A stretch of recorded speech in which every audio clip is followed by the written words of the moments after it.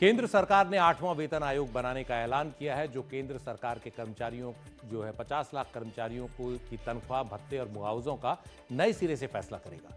इसके अलावा 65 लाख पेंशनधारियों के लिए भी नए सिरे से पेंशन तय होगी, पेंशन बढ़ेगी। नया वेतनमान निर्धारित करने के लिए केंद्र और राज्य सरकारों के बीच विचार विमर्श होगा। इसके अलावा अन्य कई संबंधित पक्ष हैं, जैसे कर्मचारी यूनियन है, अर्थशास्त्री हैं, उन सब से इस पर चर्चा की जाएगी।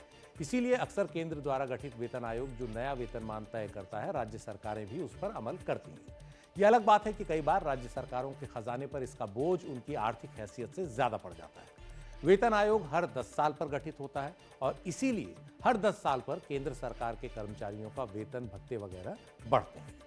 महंगाई दर से निपटने के लिए वेतन आयोग महंगाई भत्ते के फॉर्मूलों को तय करता है। हालांकि वेतन आयोग जितनी भी सिफारिशें देता है, जरूरी नहीं है कि उन सभी को सरकार मान ले। सरकार अपने वित्त विभाग से चर्चा कर वेतन आयोग की कुछ सिफारिशों को नजरअंदाज या खारिज भी कर सकती है, जैसी उसकी आर्थिक स्थिति हो।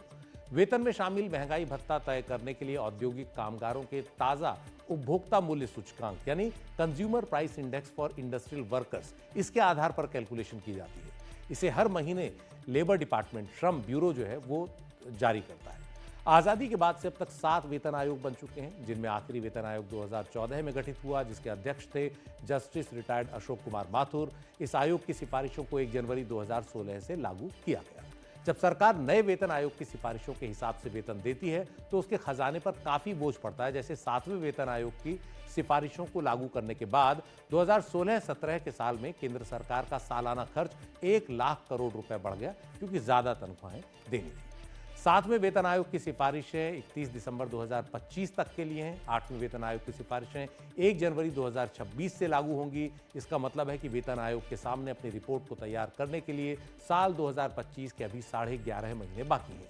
हालांकि अगर रिपोर्ट की सिफारिशों को लागू करने में देर भी होती है, तो भी वो बैकडेट से लागू होगी, यानी बढ़ी हुई तनख्वाह और पेंशन 1 जनवरी 2026 के हिसाब से ही मिलेगी, यानी जो बकाया है वो भी साथ में मिलेगा।